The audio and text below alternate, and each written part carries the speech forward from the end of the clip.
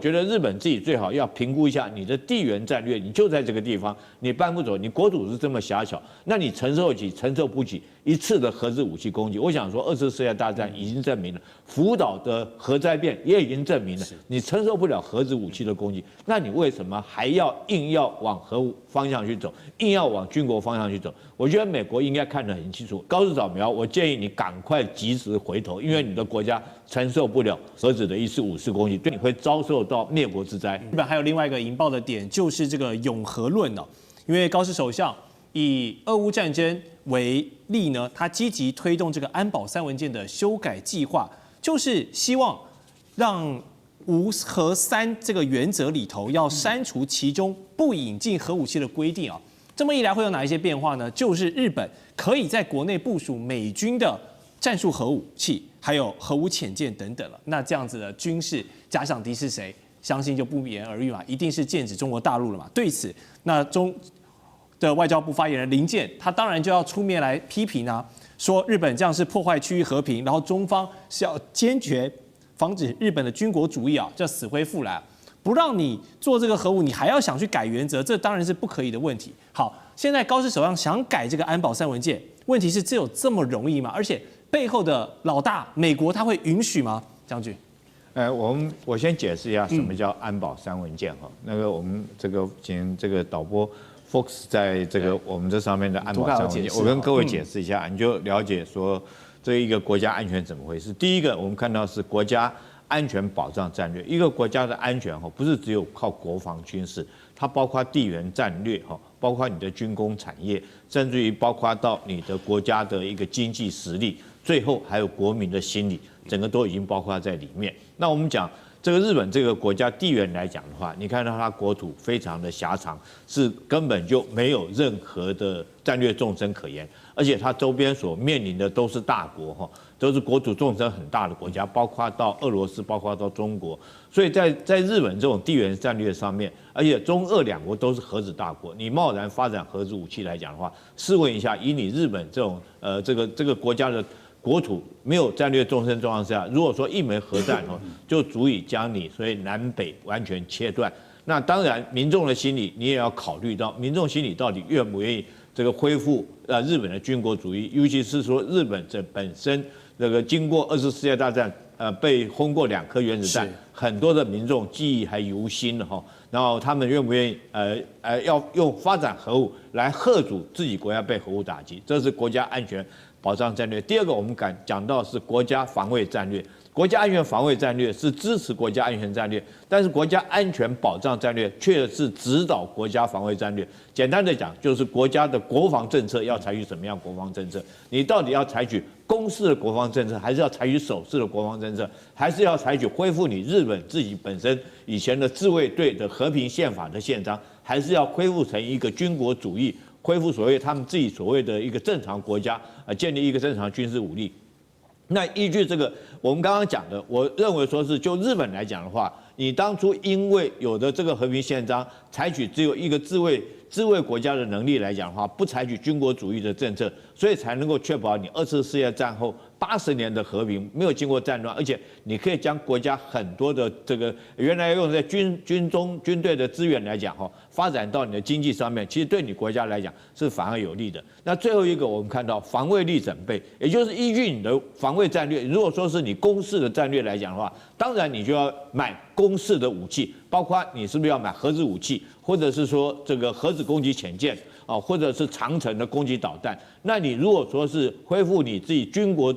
这个和平宪章来讲的话，当然你的武器只是限缩在你自卫能力的武器就可以。那大家去评估一下，如果说是你纯粹只是自保，当然你的费用会比较低。那我相信，不管是中国或者是俄罗斯这几个核武大国，他们来讲，他们是不会用核子武器攻击你的，因为这几个永和国家来讲的话，他们都有一个说法，都有一个限制使用核武的条约，就是说我不会用我的核子武器去攻击这个没有核武的国家。那如果说你日本不发展核武来讲的话，当然这几个国家不会用核子武器去攻击你。那我觉得日本自己最好要评估一下你的地缘战略，你就在这个地方，你搬不走，你国土是这么狭小，那你承受不起一次的核子武器攻击。我想说，二次世界大战已经证明了，福岛的核灾变也已经证明了，你承受不了核子武器的攻击，那你为什么还要硬要往核武方向去走，硬要往军国方向去走？我觉得美国应该看得很清楚。那美国我这个高市早苗，我建议你赶快及时回头，因为你的国家承受不了这个所谓的核子的1次5次攻击，对你来讲的话，会将你会遭受到灭国之灾。了解。好，根据美国五角大厦有一个最新的军力报告，现在产成了中共解放军已经具备对美国本土这样直接长程打击的安全威胁能力了。那么尤其是中共解放军的核武库存是突破1000枚的，并指出呢，中国目前的军事焦点毫无疑问是放在了第一岛链，而且随着北京持续的变得强大，解放军的成长要打造可以在全球投射能力的军队这其实跟这个北京一直宣称要在2049年构建完成世界一流军队的雄心这个时间轴其实是相符的。好，解放军如果真的像报告中说的那么强的话，那美国第一岛链的盟友，刚才提到的日本、韩国、菲律宾还有台湾这些岛链的棋子，又该来怎么解读这份报告背后意味着美中现在的关系，还有军事两国的一些化学反应，是在替美军的全球防卫重心我们要转移了？因为我们现在第一岛链可能没得玩了，我们要退走到第二岛链，先打一个预防针吗？还是说是五角大厦对这个中共解放军在虚假的恭维然后实质呢是针对性的一个话术？委员怎么看？既有恭维，也有实质的评估。这份报告有几个很重要的功用第一个，反映出现实，大陆现在正在增加它的核子武器的数目。有人说它现在只有500枚，有人说它有上千枚。对，这个我们不知道它几枚。不过合理的来讲的话，中国大陆至少应该有1500枚战略核子弹，500枚战术核子弹，这个符合它国家的体量。因为你美国有多少？有5000颗啊。当然，美国的战术核子弹比较少，听说只在100颗。可是俄罗斯呢，有6000多颗，有1000多颗战术核子武器那中国拿个2000多颗并不为过。当然，比较晚奏的核子武器的技术会比较成熟。是。但不管如何，中国有这么多的核子武器是理所当然的事情而且它又是2次大战的胜利国，又是五常连那个英国、那个法国都有几百颗了那中国如果像过去一样那么保守，也是100-200颗，我是觉得不符合它的国防的需要。那另外一个就是说，这份报告呢，那么把这个中国大陆的能量也夸大了一点，目的何在？就是要跟美国国会要预算嘛。你如果不把解放军形容得很强，而且说你看看2049年所以你要多给我预算了，所以这基本上是维护他军事预算不被美国国会给删减的一个很好的方法然后第3点他除了说要国防预算以外，更重要的是什么？他要武装日本跟台湾。他讲说我第一岛链不够啦，所以就用这个理由给日本跟台湾升级武装准备的一个理由。因为什么叫第一岛链？那个韩国是第一岛链嘛？韩国自己还不认为韩国说我只关心北韩，其他一概不关心不关心中国大陆。那谁关心中国大陆的军事成长？就是日本、台湾那菲律宾他有关系没关系都没什么差别反正就是你美国给什么我要什么，没有什么我就算了，对不对？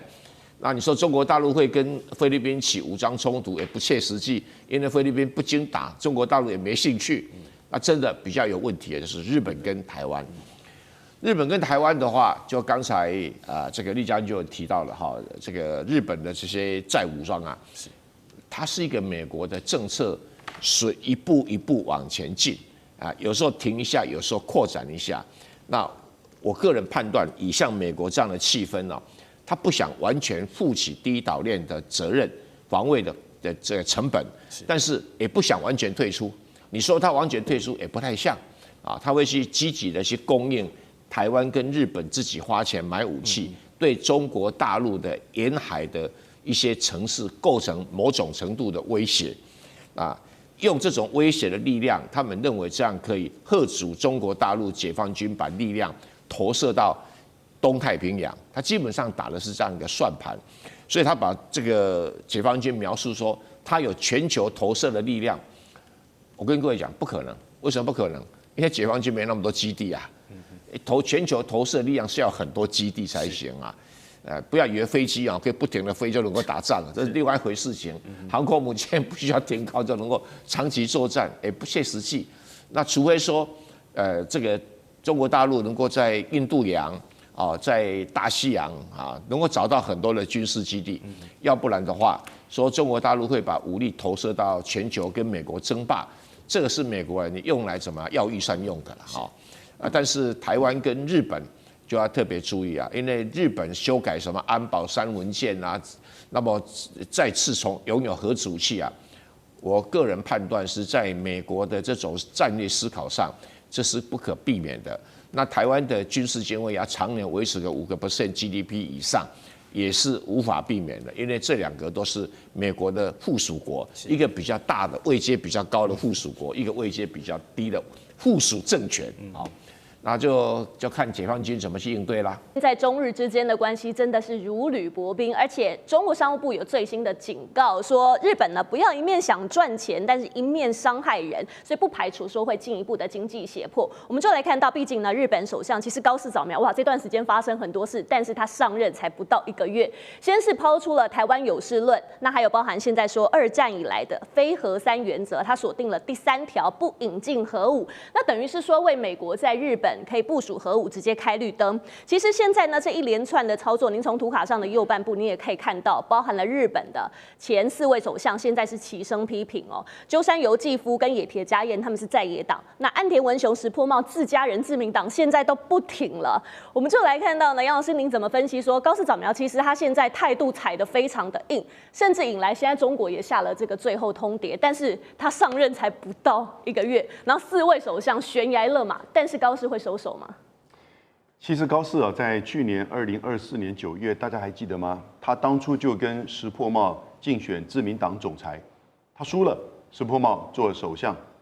但是石破茂2次的选举都败了，因此呢，他下来，高市上来。那高市上来作为日本第1位的女性首相，但是呢，大家也都知道，她一直以来对于就是战争的议题，对于安全保障的议题是相当的保守，甚至右倾。那去年9月的时候，他就在竞选过程当中曾经提到，台湾如果遭受到封锁，日本将面临到存亡事态危机。那个时候就有这样一个这个说法。所以为什么这一次在11月7号国会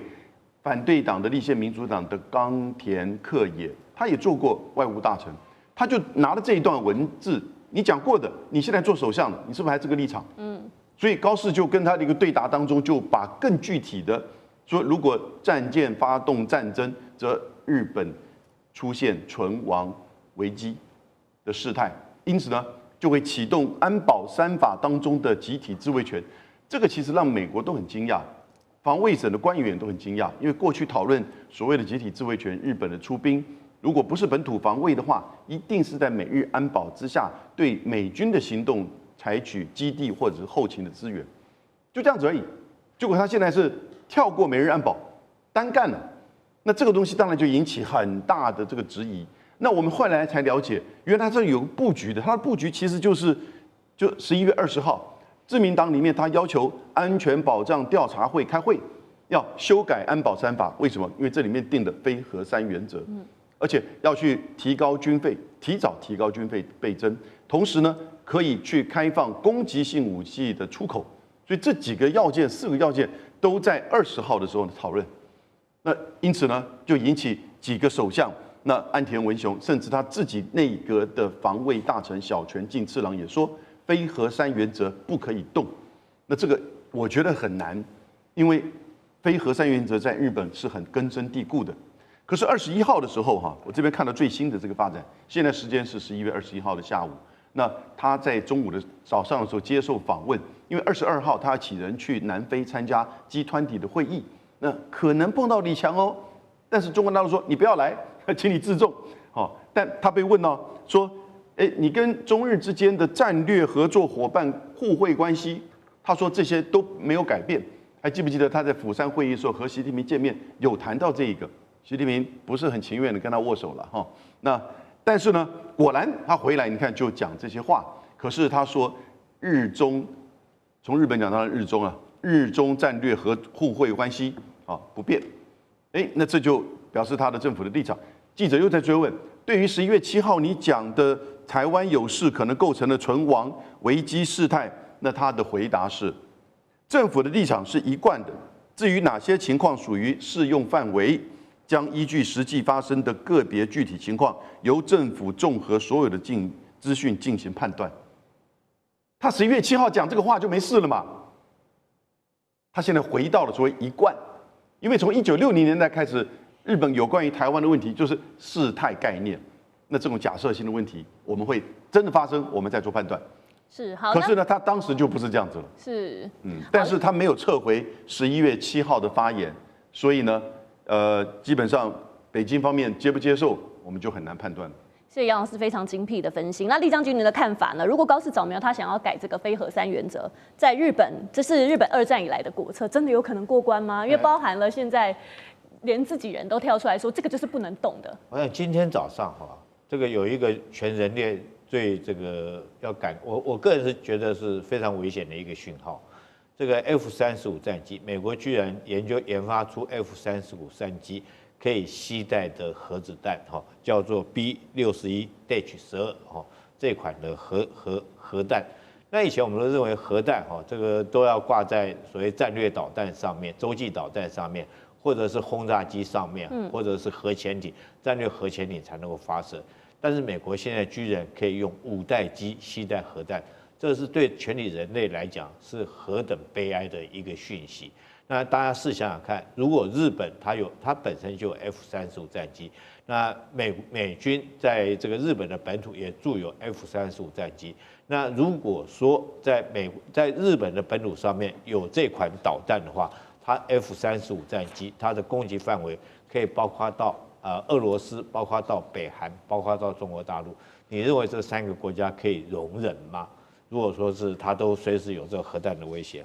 这就是为什么之前日本的几位首相，你必须要讲政治家跟政客的不同。政治家他是眼光看得比较远，他知道一件事情，其实到现在为止包括俄罗斯，包括到中国那其他的印度我不讲了印度、巴基斯坦这些永和国家，他们的核政策我不了解，但是包括俄罗斯，包括到中国都曾经讲过一句话，他们核武的使用原则来讲的话，他不会去攻击无核的国家。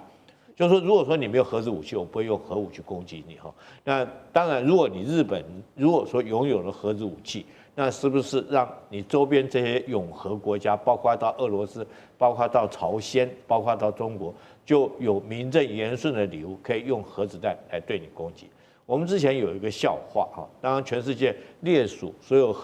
哪一个国家有多少核弹这个美国有多少枚，对不对俄罗斯有多少枚？这2个国家是最多了5、6千枚那中国是600枚，那日本有几枚呢？日本是-2枚为什么-2枚？因为它已经吞了2颗了它之前也吞，所以大家把它开玩笑说它-2枚。难道你日本来讲的话，经过长崎、广岛那次来讲，你是无核国家，但是美国照样去干你，那坏的是美国那个国家，不是其他的国家，不是中国，也不是俄罗斯。所以我希望日本来讲的话，应该认清楚这个事实是这样。你有了核子武器，对你来讲是祸不是福，因为让你周边的这些永和国家就有名正言顺的用核武器来打击你。因为我会担心你你现在如果里面你自己有一架 F-35战机，随时带个核弹就丢到我的这个国土上面来讲，那如果说打仗，我一定是互相保证毁灭，我一定要先将你核武摧毁掉那所以说，我觉得高市早苗但是高市早苗如果现在他这个一厢情愿，他一直向右靠，继续向右靠，继续向这方面来讲的话，我觉得以他来讲，既然已经提出来，而且今天很不幸的，他自民党里面的会议里面已经通过了要拥有引进可以引进核子武器，或者是有核的这种载具，包括核潜舰包括到这个可以带核弹的战机那如果说你的自民党你已经会议通过，只等待明年来讲由国会来通过，那你自民党如果现在其他是在野党如果说不阻止这个法案来讲的话，它就可以引进核武。当然就日本来讲，他希望将自己置于一个核保护伞，美国的核保护伞之下。其实这种心态跟这个韩国是一样的可是我觉得，虽然说他这个北韩拥有核武器，所以韩国也希望说他可以在美国的核保护伞之下。但是毕竟来讲，南韩跟北韩他们是同一个民族。但是如果说南韩跟北韩现在来讲，他们这个虽然说彼此是敌对国家，但是他们有一个共识，你知道，就是打日本是他们这个南北韩的共识，这是这个民族之间这个恩怨情仇很长的恩怨情仇所造成的。所以我觉得日本来讲，现在高市早苗他既然已经提出来，而且自民党也已经通过这个法案来讲的话，极可能在未来的日本国会里面会通过。可是对日本来讲，到底是福是祸，是不是真的能够放在美国的核保护伞，还是将自己置于核攻击的威胁之下？我觉得这个高市早苗跟日本的群众应该仔细三思，尤其日本的在野党应该要有更远大的眼光，而不能随着高市早苗在那边这个继续向右倾，继续向右靠将整个国家带到危亡的这种境界。好，确实，现在外界也在分析说，为什么高市这么要急着引进核武呢？认为它其实是源自中国的核威胁升高。我们就来看到图卡当中的右下角，这是美国智库战略暨运算评估中心的资深研究员，他说，日本最忧虑就是中国的核战力增强，尤其是中程弹道飞弹。这个射程虽然不到美国本土呢，但是覆盖了日本跟关岛。包含了东风26、东风27，还有新研发的惊雷1空基远程核导弹，其实都是针对亚洲地区主要目标的高精度攻击武器。请到张将军您的专业来看，中国这一些高精度的导弹群，它对日本的威胁到底有多大？我认为这些不管东风26或东风27，它都是中长程的弹道飞弹。日本它只有战术武器，它没有战略打击能力。日本有没有核弹？没有。它有没有长程的或者洲际的弹道飞弹？没有。它有没有核子动力的弹道飞弹潜舰？没有。它都是战术型的。所以日本在这边，它想要去研发战略型的。但是我们知道，这些东风26、东风27之后，它的射程涵盖第2岛链。那讲惊雷，这一次93阅兵有出来的惊雷1号，惊雷1号是挂在轰6上面，轰6上面它可以打3500公里，因为轰6就可以飞5000公里，再打3500公里，可以打到8500公里加起来。当然，它打第1跟第2岛链，它不用出海，在内陆就可以发射。那惊雷它飞得够高，要够高，因为它的从位能换成它的动能速度，就往前面这样子飞，这是惊雷1号。所以这样来看的话，日本想要发展核武，它考量是要3个条件。第一个就是我们所说的，它的你要多少数量，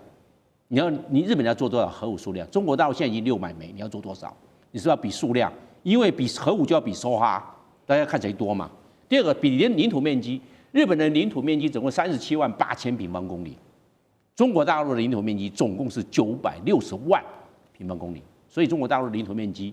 是日本的25倍，它就25个日本就对了，25个日本加起来，因为打核武大家是相互毁灭嘛，但是我大你要丢得多啊，你小我通通集中，所以这个领土面积日本也吃亏，刚才讲的数量就已经吃亏了。第3个我认为日本还有个短板，日本人口集中。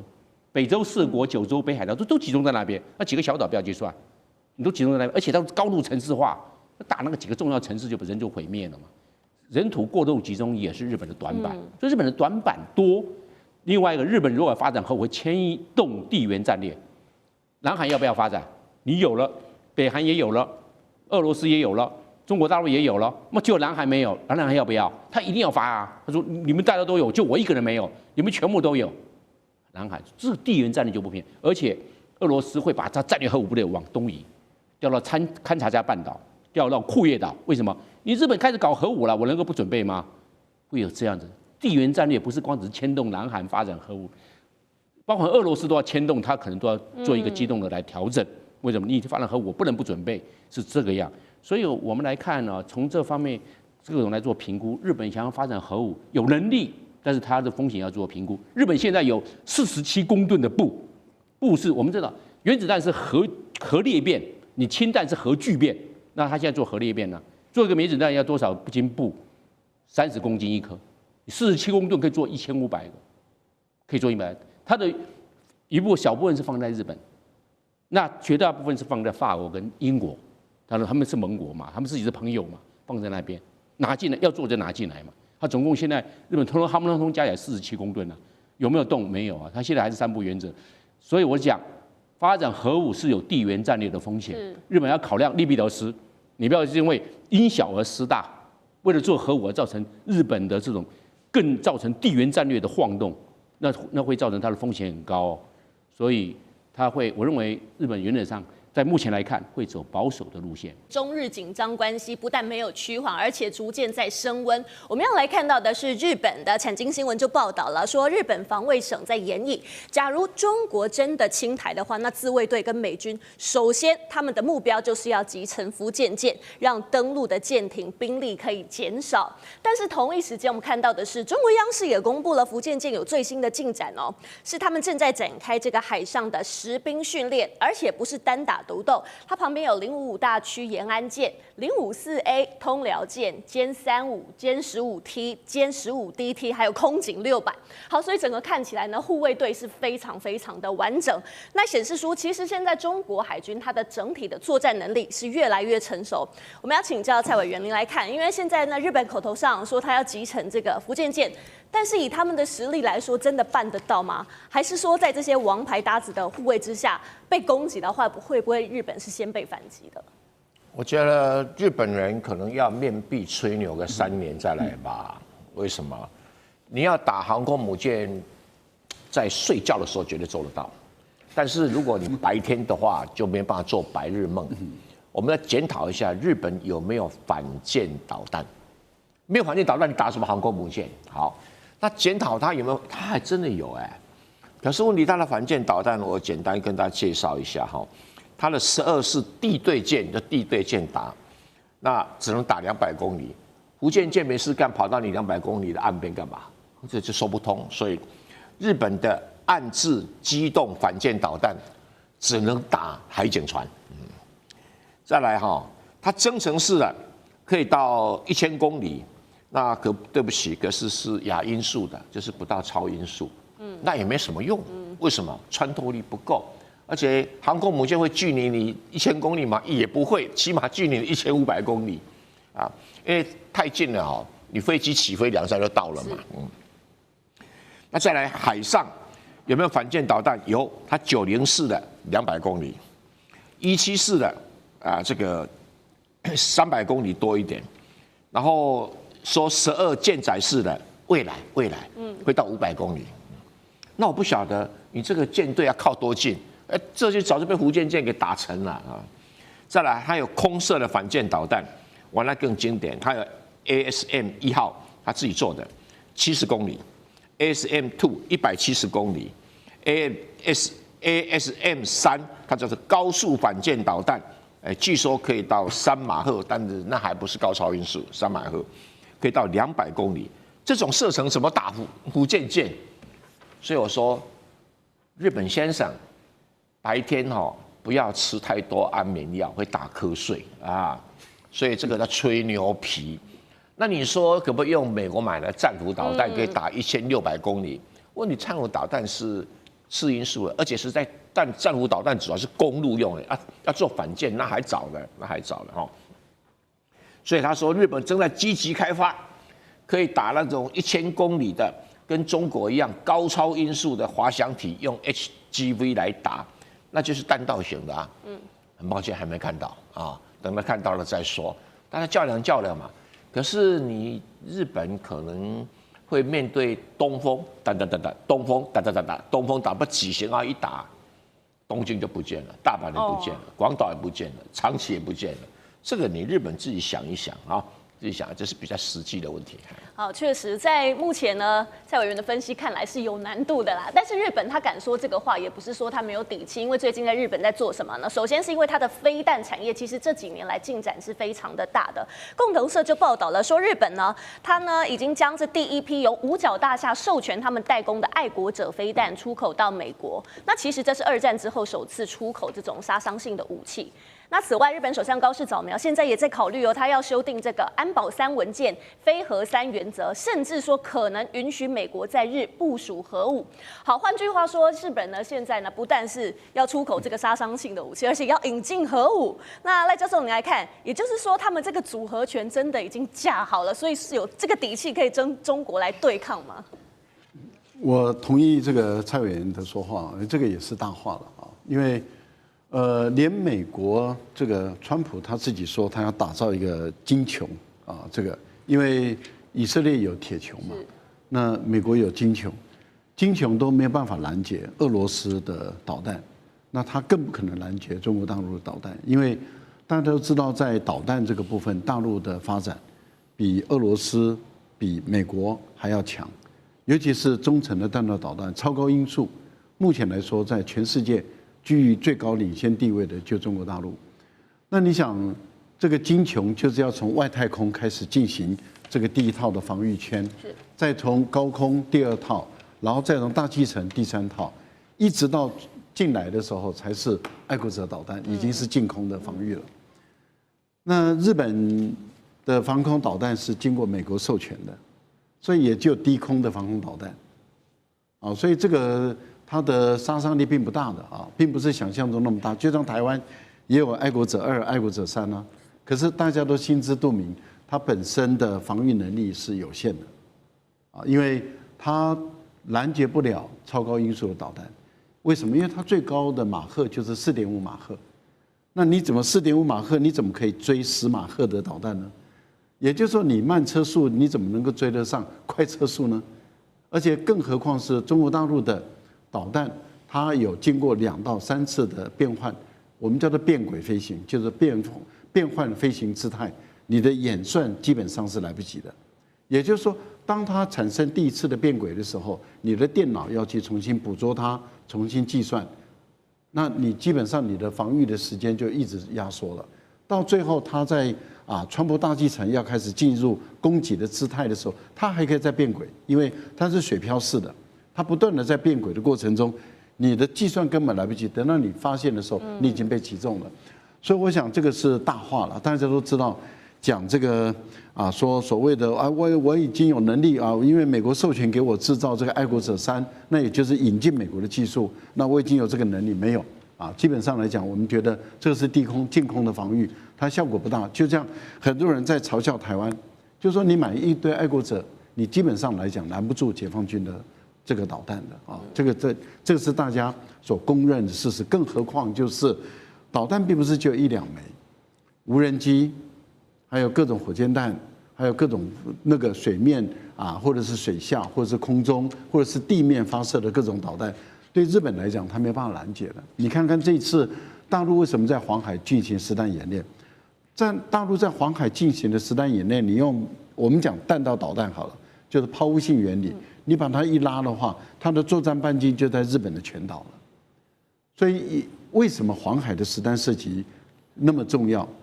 而且那是一种警告式，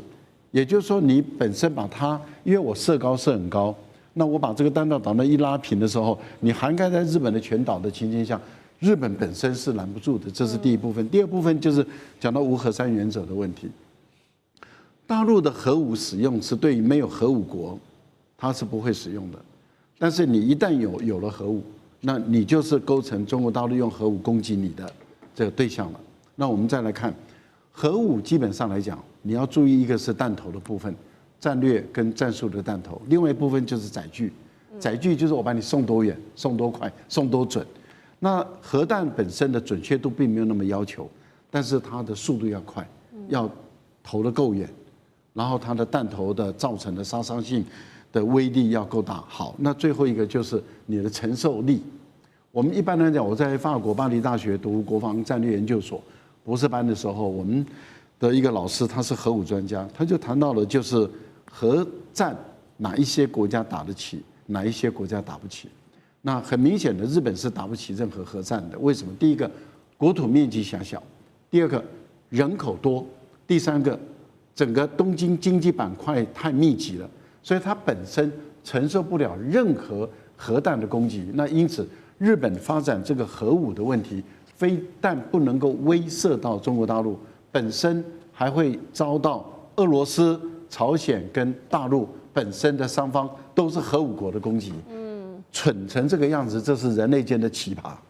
好，从赖教授跟蔡委员的点评听起来呢，日本想要反击，甚至说把这个福建舰击沉呢，都是有一定的难度，甚至认为是说在说大话。好，不管日本有没有这个底气，但是我们现在拉到日本的内部来看，因为现在包含冲绳都出现了民意上的裂痕跟分歧了。因为冲绳本岛其实呢，因为在这个2战的伤痛到现在呢，其实他们的反战情绪是非常强的。从图卡当中您看到，这个不再有冲绳战役会的会长他就说了，说呢，其实如果台湾有事，美军又从冲绳出兵的话，那他认为说冲绳就一定会被拉入这个战争，那当地的人民是被牺牲的状态。但是呢，石垣岛就不一样的态度了哦。石垣岛的市长他说可以理解高市早苗的说法，所以他认为如果中国封锁台湾，那石垣呢本身就会是第一线城市，所以他认为说这个准备是要先做好的。好，李将军请教你，也就是说现在冲绳本岛不想打，但石垣可以当这个前线。那如果中国真的封锁台湾的话，包括了石垣在内的城市，也就是说会陷入危机。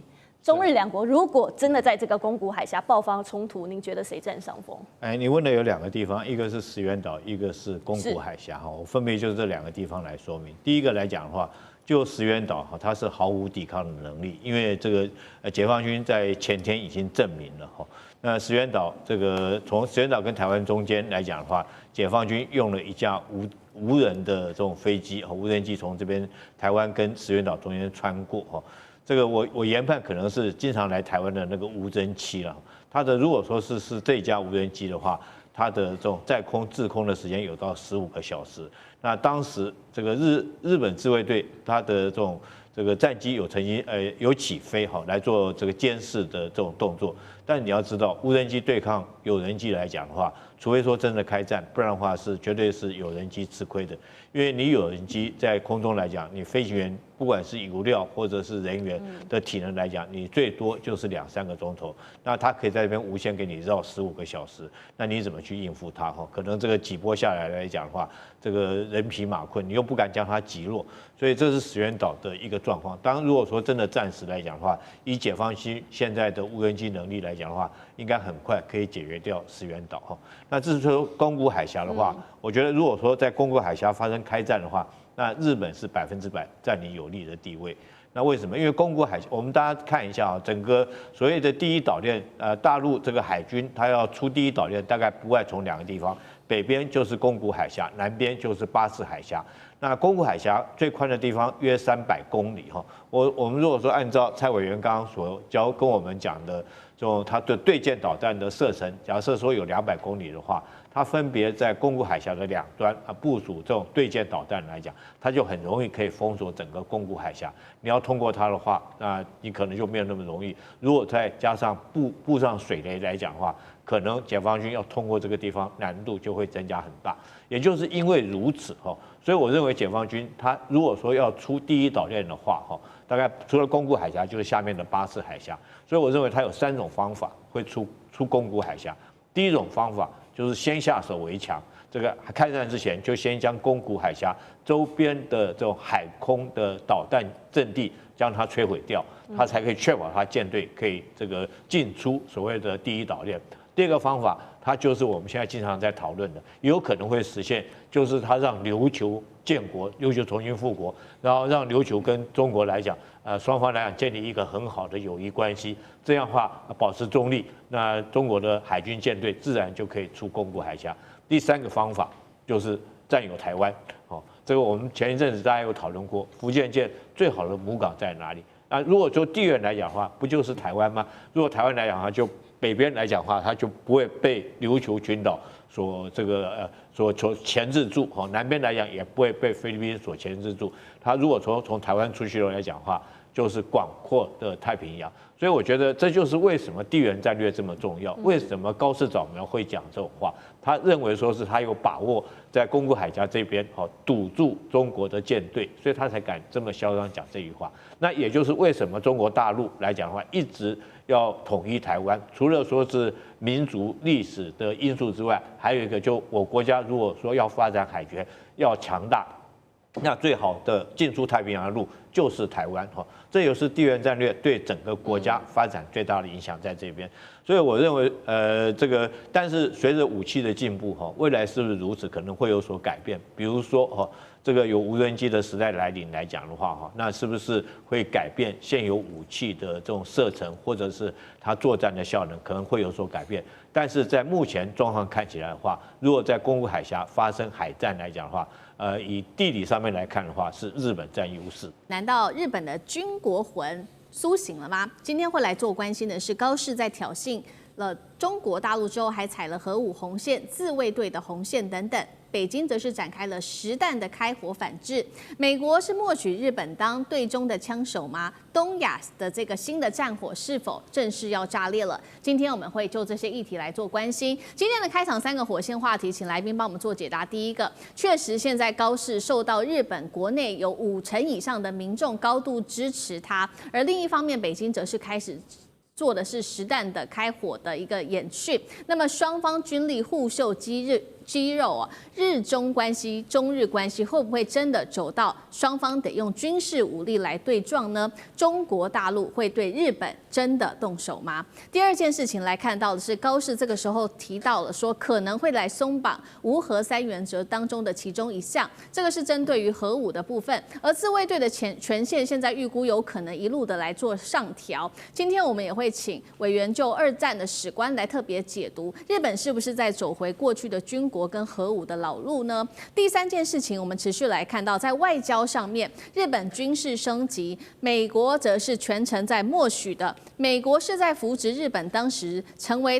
对中的代理人吗？这一场新的东亚战火随时就要引爆了吗？今天就会就这些议题，我们一起做关注。赶快来看到最新消息，日本首相高市早苗一句"台湾有事等于日本有事"，如果认定成立是可以动武的，直接把东亚现在推向了一个新的火线。北京虽然是震怒，而且影响了整个区域上面的紧张关系跟安全，但是日本的民众非常的支持高市。来看到一个最新的民调，来看到的是日本的民众受访者当中，有将近49%的受访者是赞成，并且倾向这个高市他的对话、他的访谈的，认为说台湾有事等于日本有事，60%的受访者更是赞成高市增加国防预算的这样子的一个提议哦。朝日新闻的最新民调也可以看到，总体来说，目前高市内阁的支持率甚至高达了将近70%。大家都非常的支持高市，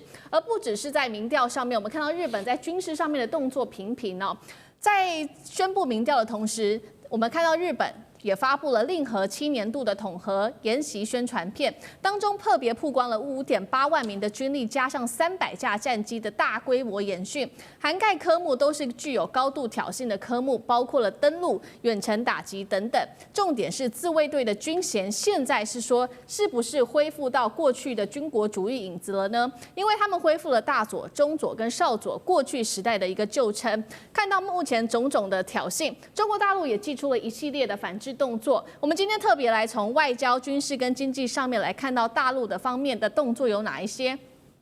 外交上，副部长林晨奉侍来召见了日本的大使，是最高规格的一个警告了。军事上，中国大陆从今天开始17到19日将会在黄海这边进行实弹的射击，而看到了这样的状况，日本是立刻火速上传了他们的舰艇射击直升机进行反潜作战训练的一个演训画面。经济上，北京的最新宣布，也就是在昨天深夜的时候发布了赴日的旅游警示，暂时避免非必要前往日本。香港同步亮起了旅游黄灯，大陆也奉劝自己的学生不要再去日本做留学了。对牛，我们来看到牛弹琴这边也特别写下了7件是高市犯下的这个7宗罪，其中特别提到了干涉内政、破坏战后的新秩序的采的一中原则，动摇中日政治基础，还有伤害中国人民的感情，违背当时见习近平的时候承诺。日本曾经表态坚持1972年的日中联合声明中的立场，而且高市至今错了还是不愿意改？节目一开始要请吕院长就军事方面帮我们做分析。北京祭出了这个黄海的演习之后，日本现在5成民意仍然是挺高视到底，中日有没有可能真的走向军事上面的对撞？中国可以对日本动武吗？但是中国会对日本动武吗？舰长怎么看？中国不会对日本动武，但是日本会借着中国大陆所有的军事行动来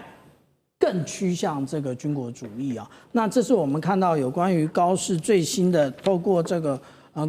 共同社他所做出的一个民意调查，我们也可以看到，这是自去年12月以来最高的一个民意支持度啊。那这个支持度呢？那或许也就是当初为什么高市他必须要这样讲。可是我们刚刚除了看到奉侍那个召见日本大使的时候，我们今天已经看到中国大陆驻日本大使馆啊，其实讲了几句重话。其实他写的这个黑体字不是重点，重点在下面。他讲说，如果日本将自己的安全基于其他国家的领土上，他讲的就是台湾啊，也就是企图派兵干涉中国内部事务，然后将根本上改变和平发展路线，那从根本上破坏战后的国际秩序。所以这个通通都是指明的问题在日本的这一方。那当然，大家有谈到有关于解放军派舰队通过大隅海峡的部分啊，那有的专家学者说这个很紧张啊。其实这不用紧张，为什么我们这么说？因为其实我们看到的，他一开始派出来的是815电子侦察船，那接下来他才派了一个编队。这个如果我们来看的话，是103，也就是055万吨驱逐舰。那如果按照中国大陆的军事的用语，应该是103编队啊。那有很多人说这很少见啊，其实不少见，可能是之前没有掌握啊。这是我整理从去年12月5号以来，所有通过大隅海峡的各个单舰或者是编队的一个内容，所以这一点也不常见，不是一点也不会很罕见啊，是一个很常见的一个项目啊。那至于说这一个实弹射击的部分呢，其实也是。那我们看到的这张图，大家都说，哎呀，这真的是针对于日本的一个反制的行为。可是我们如果看这张图，你就会非常的清楚的明白哦，也就是其实它的这个区域呢，我直接标注起来，都在于中国大陆的领海基线之内，也就是这根本就是中国大陆的内水，而且它进行的这一个射程呢，其实也很近。那它以前有没有在这一个点呢？也就是我们看到这一个扁担港的这个地方进行军演，还真的有。那随便挑，2021年，那因为这是我在台大做的一篇论文啊，也就是说，其实它就是在这个扁担港这个地方，它其实做的非常密集啊。它无论从7月、8月、9月不断的进行实弹射击，然后我个人依据它这个操演的范围啊，它可能都在试射各型的飞弹，从红旗17到红旗16到红旗12，不断的测试。不过我们这样讲啊，中国大陆其实它有非常多的一个工具，现在都从工具箱里面一个一个拿出来。对，那也就是它原来就是要做这个实弹射击，不过现在讲说针对你日本，也就是对你一个提供。但是我们这样讲啊，也就是中国大陆真正的武器大杀器没有拿出来啊，也就是我们看到，如果它真正试射了这个东风16的话啊，也就是说东风16其实呢，它是一个可以涵盖日本从北海道一直到那个西南诸岛的这一种短程飞弹。那这个以前大家称之为叫做冲绳快递。那现在如果我们看到中国大陆开始试射东风16的话，那就是真正的平陵那个作战一线了。是好，我们现在看到中国大陆的反制也有一系列的军事的动作，做好了万全的准备。那另一方面，确实现在大家要再担心的就是说，有一个迹象，是不是日本默默的往军国主义的方向走？我们现在特别要观察到几个重点，尤其是针对于核武的方面，还要针对自卫队的方面，日本是不是要重新来定义他们未来的军事方向了呢？甚至往更危险的方向走？我们来看到最新消息，高市已经被爆料正在考虑松绑。这个是无核3原则中最敏感，其中一个比较敏感的项目就是不运进核武。理由是高市说不可以让美国的核武入境，会削弱对于中国的核吓阻的效果。另一方面，大家应该也知道，这个最新的消息是有来自于这个南韩已经获得川普的批准，可以造这个核动力潜舰。那日本是不是也在试探同样在核武的底线？如果真的成真的话，等于说整个东亚都被推向了一个核的一个危险的一个边缘呢。另外一方面，我们来看到彭博也点出的是说，针对于日本的这些挑衅，其实中国大陆手上握有4个可以反杀的工具。第一个就是刚刚提到的，除了说可以限制日本的观光之外，第二个就是限制对日的出口的稀土，因为呢他们的稀土日本就占了超过70%，重稀土更是达到了90%。如果日本拿不到稀土的话，会影响到他们的电子产业，甚至是汽车产业。另外，也可以针对日本的企业做更多的查税跟监管，直接会影响到他们的厂商，包括了丰田、本田、东京威力科等等，还可以封杀日本的这些动画电影。一个是在核武方面，一个是在自卫队方面，是不是要走上了一个全新的阶段？如果我们从过去2战的历史来做分析的话，委员怎么看？中日的关系是越来越复杂。以过去日本来讲的话，就是夹着尾巴做人，小心翼翼，不要在中美之间变成任何麻烦的制造者。但是随着日本的内部情势的改变，越年轻一代对于2次大战的历史的解释跟年长一代都不一样。也正是因为这种代际的差距，你可以发现到高市早苗的支持度突然暴涨。其中最主要原因是年轻一代的支持度远高于年老一代的支持度。对高市早苗所谓的日本有事，那么就是存利危机态势，这样的支持度也飙到新高。换句话说，日本越年轻了，越走向右倾，越走向军国主义的老路。这里面对于日本年轻一代，他们对于2次大战的解读跟其他都不太一样。第一个，他认为2次大战都过这么久了，为什么以前的事要我们年轻一辈来承担这样的一个责任？第二个，他们认为日本打中国怎么会算侵略呢？满清政府不是打了整个中国大陆，最后坐上中国皇帝，那满清可以，为什么日本不可以这怎么算是侵略呢？第三个认为就是说中国并没有打败日本这个最主要是为了2颗原子弹所以他们日本的吃了闷亏第三个，他们年轻一代的解读更经典。他说：“我是2颗原子弹的受害者德国打成这样子也没有遭到核子武器的攻击这个对日本是一种战争的不义。”这个说法事实上在日本普遍的一些网络上都看得到，尤其是年轻一代。那尤其是最近中国大陆的崛起93大阅兵的武器在日本里面充满了另外一种反面的幻想。他们幻想说没什么了不起甲午战争中国也是大船一艘接一艘，还不是被我们日本的小船给打败了。我们靠的是武士道精神第二个，他们的解读更经典。他说那个都是模型，那个没有实际的战力，没有经过战争的考验日本不用担心。日本担心的是什么？他们的政治领导人没有扩大军事的建设，所以以目前高市早苗这种扩大财政支出、增加国防经费，使得军工产业的股票大涨，他们认为这条路是走对了。所以这个表示高市早苗以及他的同伙，他目前可以说是自认为走上一条受民意支持的道路，所以很高的呈现。有的人认为说，可能是在于中国大陆的杯葛抗议底下，会使得高市早苗民调下跌。那我们再观察一下嘛，比如说有人提到说，可以限制赴日旅游啊，可以干嘛干嘛。但这些工作会不会使得日本民调支持度对高市早苗下降？我是存疑的。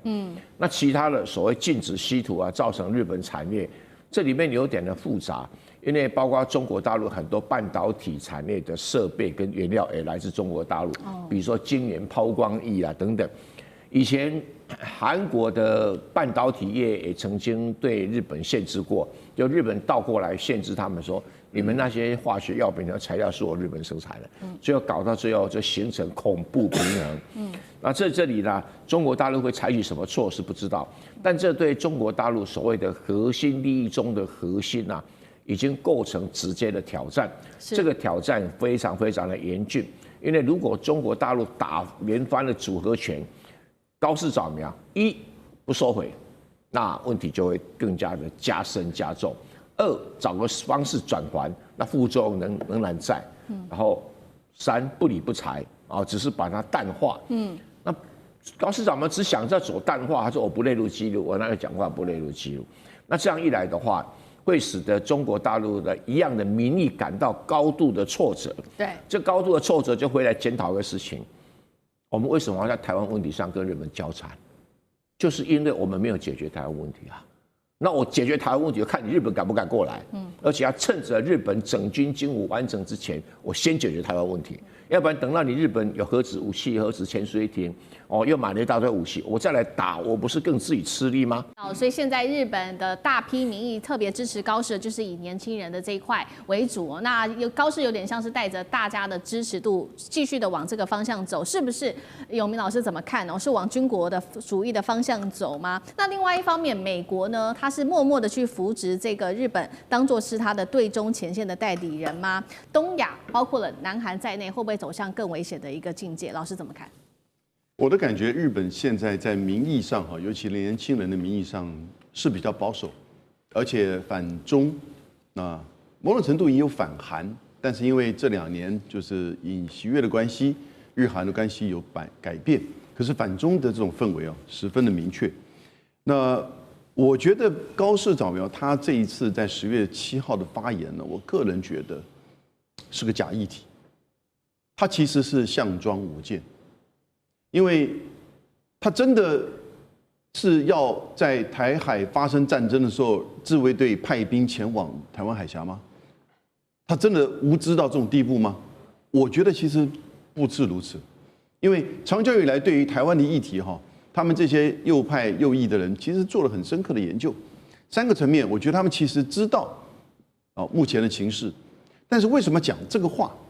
我先讲这3个层面啊，第一个。老早从1960年美日安保的第一次修正的时候啊，在日本的国会就有讨论，到底美日安保1960年代包不包含台湾地区？那个时候就定了一个，就是一切是以事态概念为准，所以他不会回答。你不要忘记，1960年代日本跟美国都跟中华民国有邦交关系但是签了美日安保是以保障东亚安全，可是呢，包不包含台湾，他不愿意回答，因为知道会激怒中国大陆。所以都用事态的概念，这个事态的概念一直到石破茂都是这么用，石破茂也这么讲。第一点，那他为什么要这么点破呢？第二点就是，其实他们也都知道，安保3法的修改跟集体自卫权，他们叫集团自卫权，跟美日安保根本是一体的，一定是美日安保走在前面。他作为美日安保，如果美国出军或者是美国要求日本来这个予以协助的时候呢，日本可以在安保3法之下引用集体自卫权协助美国的这个军事行动，所以这第2点。那他这次为什么跳过美日安保，他单干呢？第3点，他难道不知道中国大陆解放军武力发展这过去5年、10年的这种情况？日本当然知道，日本的一般民众可能不是很清楚真的。但日本的官僚、日本的自卫队当然都很知道。但是为什么这么做？其实。各位，他就是要引起这样的一个支持，引起这个事件，来去突破非核3原则。因为我觉得，其实这1、2年美国、韩国、日本都知道现在中美军事平衡的变化，而美国面临到可能会战略收缩，日本跟韩国都要寻求最终自保，所以韩国就开始讲了核潜舰。日本，你如果要讲核潜舰，你第一个要突破就是那个非核3原则。不生产不拥有这个不可能，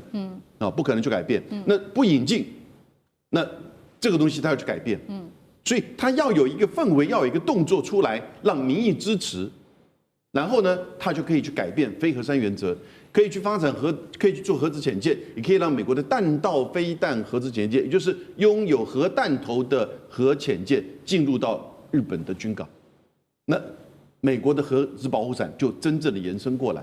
来确保。那这也是美国在跟中国在做军力比较的时候，在核子弹头上面以及在潜水艇上面是比较占优势的。其他其实在这区域的军事平衡都已经不占优势了。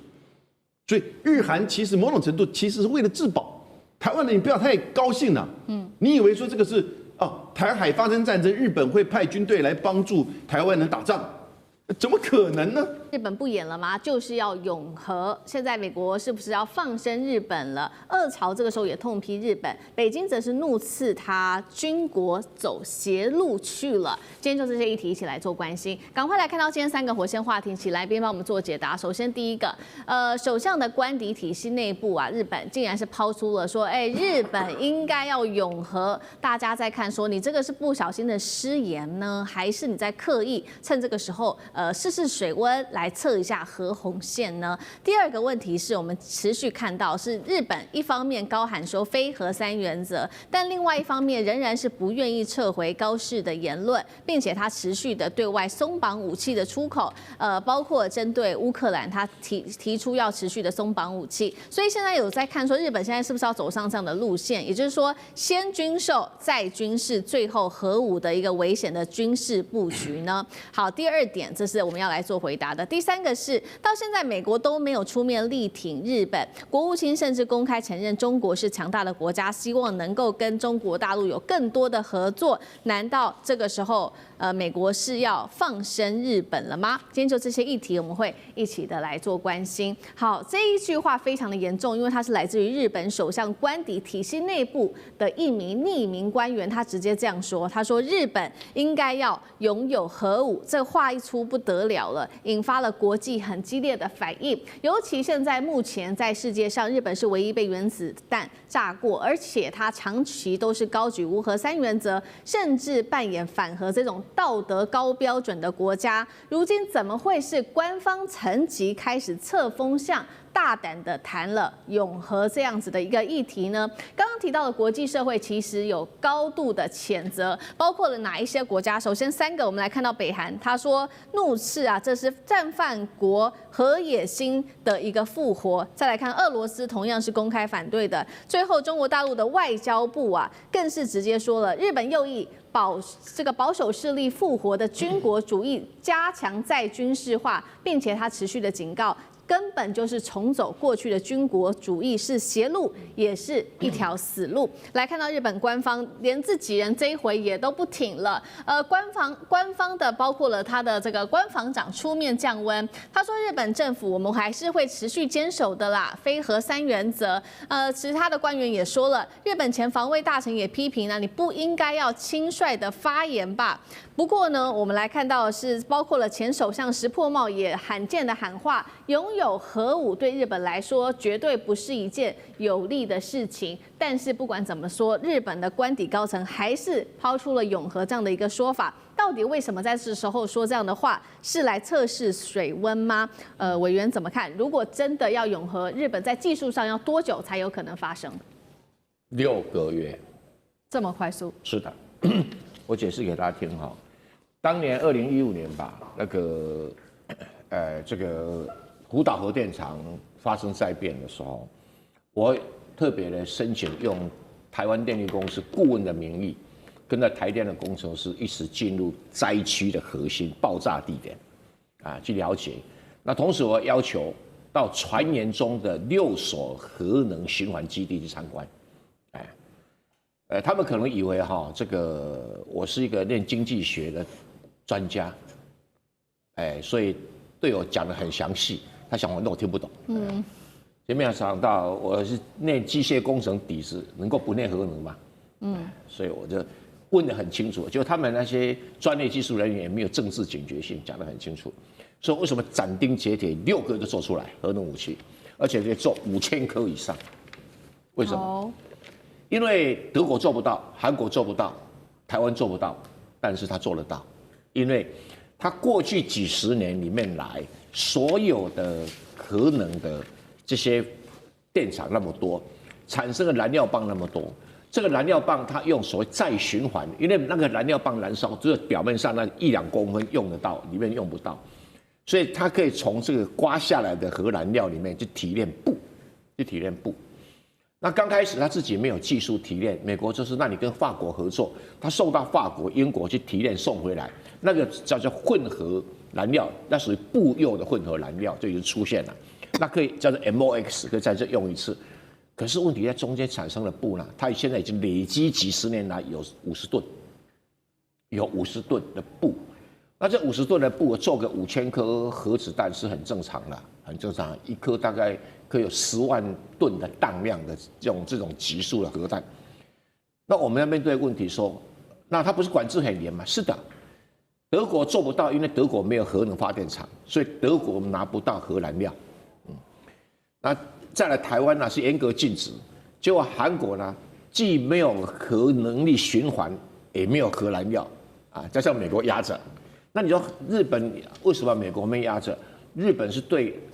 美国没有压着，因为美国对日本是高度容许，像台湾绝对不准，像韩国是也不准，像德国也是不准，就对日本允许它有核循环的能力，也就是它会保有核武器的材料。啊，这个能够其他国家是不一样的地方，所以技术上就是6个月啊，6个月就做了出来了。那现在剩下法律问题跟政治问题。先讲政治问题。政治问题，日本国内有反核的力量啊，然后这个其他国家，包括俄罗斯，包括中国，也都反核力量。但是以日本这个右派势力成长的速度，我斩钉截铁，这些政治力量很快会被消除。再来法律上，等政治的问题解决了，法律上就不是问题了，因为美国也把日本当作叫做我们术语上叫 threshold state， 就是说 threshold nuclear state， 就是一种门槛上面的核武器的国家，他用这个模糊化来弄俄罗斯跟中国大陆。那中国大陆很生气，俄罗斯很生气，但是你又能够奈他如何？你真的拿了没办法，经济制裁派不上太大用场。然后他现在唯一的是他国内要摆平，美国要能够逐渐放松。可是以美国军力后退无力推前，日本是最好的恰当的。那所以我们还有一个台湾或者很少人注意到一个政治学理论哈，叫做国家生成理论。他早年研究美国殖民地或者研究非洲国家，有人去研究这个国家生成理论。但是我们中国人不是啊，我们中国人觉得啊，我4000年前就是国家啦，我根本没有什么国家生成理论，只有国家生成以后领土扩大或缩小的问题，并没有国家生成的问题。那很多国家是有国家生成的，像美国殖民地变成国家，这种国家生成理论就是说，当一个国家生成之后，如果它主权受损，它会想办法用最大的力量主动去把这个弥补上来。日本就是这个现象。他不断的要想，我军事要再军事化，我要核武。为什么不能核武？那个北韩、这个印度，还有那个巴基斯坦都会非法拥有核武，为什么不行？何况我实力要比他更强，技术要比他们更先进。所以这种国家生成理论，在当这个美国对日本的控制力逐渐的衰退，而且逐渐有需要的时候，这个空间就出现了。所以他不断的去填补他主权所缺的这一块。而这个长期趋势没有办法挡。好，所以我们看到日本现在确实是有能力很快可以造出核武，但现在眼前的问题，如委员所说的，就是剩下政治。那政治上确实现在右翼持续的抬头，包括小泉进次郎，他最新还是直接说了高市言论我们是没有必要撤回的。另外他还更硬的说了，同步在国会的部分解除武器出口限制，拿乌克兰当例子，未来对外军援军售铺路我们会持续的做加强。如果以这样子的一个角度来看，拥有核武接下来会对于东北亚产生多大的风险？国际社会怎么办？中国大陆吞得下去吗？吕舰长怎么看？我们来看啊，其实刚刚蔡正元老师先跟我们解释了什么是国家生成理论，这是在日本内部的。可是外部的是什么？外部的问题其实是离岸平衡的问题，也就是离岸平衡，简单的来讲就是代理人，他其实就是美国的代理人。那这个问题呢，2017年的时候，他的陆上的幕僚长退休之后，到美国去做了一场论坛的研讨的时候，他就提出说，2017年他就已经讲说，美国如果在第一岛链内发生战争的时候，要日本成为唯一的一个领头国家，然后美国退到第二岛链去。那我们来看这件事情是如何慢慢形成的。我们看到这是2017年的时候他们所提出来的一个群岛防御。那在这个群岛防御里面，我们还看得到美国的角色，也就是他如果第一岛链发生任何的战争的时候，除了日本自己之外，美国他要派遣航空母舰，以及我们看到的这个战略轰炸机 B2， 它都要前往。可是当我们来看到2023年的时候，它就已经进行了改变。到2023年，当我们看到同样的一个智库，它这一个智库在提出这个问题的时候，它已经看不到美国的一个相关的一个支援，也就是日本要独立撑住。我们现在看到的西南诸岛的各种的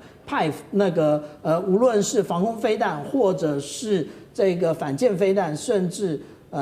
电子攻击或者是电子防御的设备，为什么进驻这里？真正的原因在此。可是我们看到日本是如何的慢慢强大的。我们看到说，这个是有关于鸟海号，它在今年的9月26号，它已经前往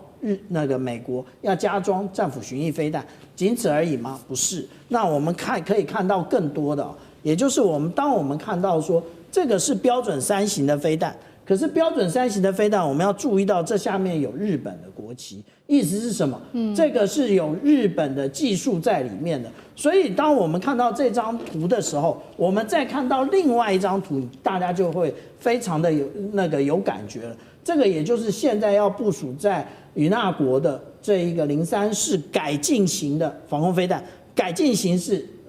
在大家右下角这边看到的，是不是跟标准6型非常的像？也就是他要把当初他在标准3型所得到的一些专利转用在他的03式上面。那除此之外呢，大家现在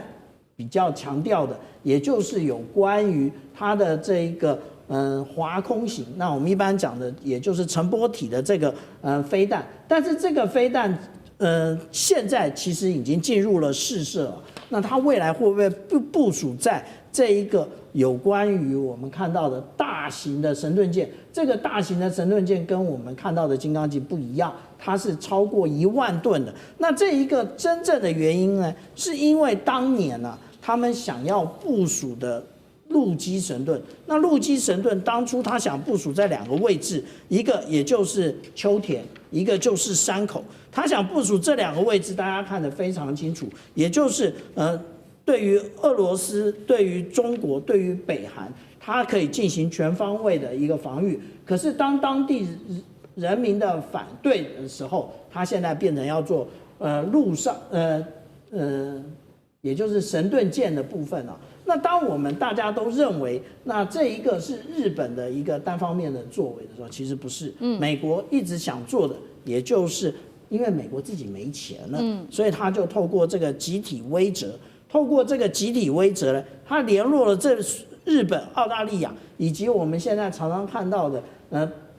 东亚的国家，包含了韩国。其实他想要利用这种方式来遏制中国大陆，不过其实这都是徒劳无功的。为什么？因为除了核武器这个相互报复之外，其他的各形式的飞弹，其实中国都遥遥领先。好，确实，所以从整体可以看到，美国现在在第一岛链亚太地区这边在后撤，那希望前面这些第一岛链的国家可以自己来军事加强来对抗中国大陆。那确实，在日本方面，我们看到除了在军事化扩大它的军事布局之外，还有可能发展核武。那针对核武这个问题，到底目前美国的态度是什么呢？最新我们来看到国务院只说，日本是核不扩散全球领导导者，其实他没有说太多话。另外，国务卿卢比欧直接在这件事情上，他也没有多做什么回应，他只是说中国是一个强大的国家，美国希望跟北京进行成熟务实的合作。所以，到底美国的态度是什么？是默默允许日本去做吗？那接下来中国大陆面对这样的威胁，可能会有什么样的动作？杨老师又怎么看？